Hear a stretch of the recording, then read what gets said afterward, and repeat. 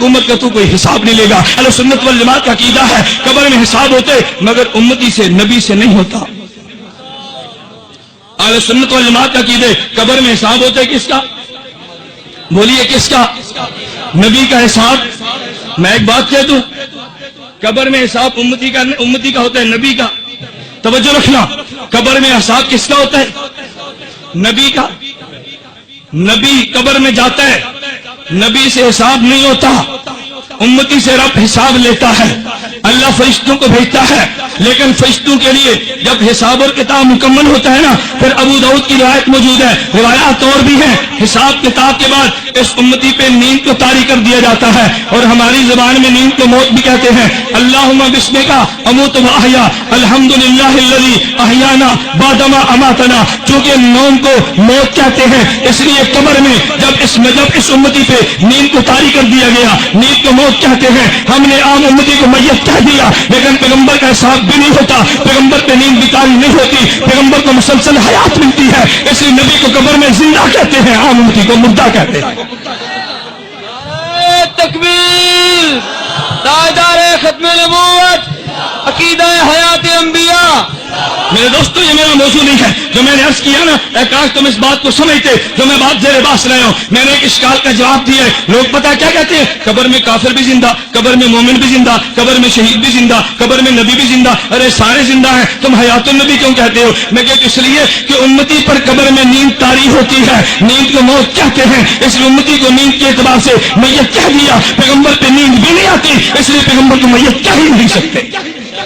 یہ دونوں میں فرق تھا۔ خیر کبھی اس عنوان پہ جلسہ ہوا، پھر میں حیات النبی پہ دلائل لاؤں گا، قاسم نانوتوی کا عقیدہ بیان کروں گا، ہونے والے اشکالات کو صاف کروں گا، قرآن کی آیتیں پڑھوں گا۔ میرے دوستو وہ دور گزر گیا جب حیات النبی پہ مناظر تھے۔ میں علماء کی موجودگی میں کہتا ہوں، علماء کی موجودگی میں کہتا ہوں، اگر کسی نے نوانے و بیٹا چلے جو حیات النبی پہ ہم سے مناظرہ کرے، میں 10,000 انعام دوں گا۔ جو میرا ان سے عقیدہ حیات النبی پہ مناظرہ کیا کرا دے گا، فتشخص بات کے فیصلے تو کیا کرا، میں 10,000 انعام تجھے دوں گا۔ وہ دور گزر گیا جب تم نے مناظروں کے چیلنج کیے۔ میں تو بڑھ رہا ہوں، میں تو چیخ رہا ہوں، میں نے پنجوی پہ جا کے اسمبلیوں پہ بیان کیے، میں نے کہا آؤ نکلو دلوں سے باہر، تم میرے چیلنج کو قبول کرو، کرو حیات النبی پہ مناظرہ۔ رب کعبہ کی قسم جو حیات النبی کا عقیدہ نہیں رکھتا اہل سنت میں سے نہیں ہے، جو بندی نہیں ہے۔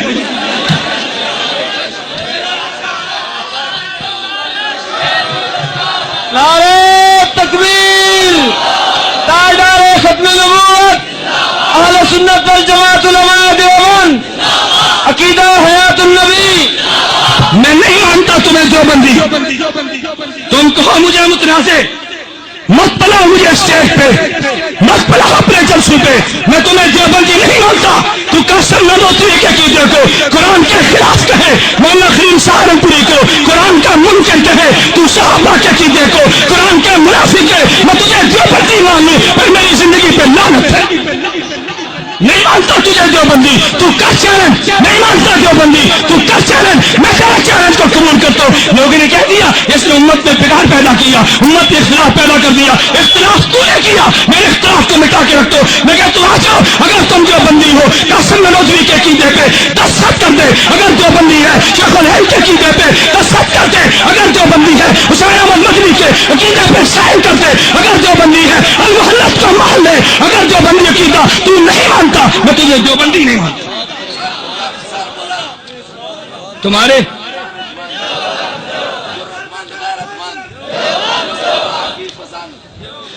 رنگ اترتے ہیں تو اترنے دو۔ ہم نے بڑا عرصہ گالیاں کھائی ہیں، ہم نے بڑا عرصہ تم سے گالیاں کھائی ہیں۔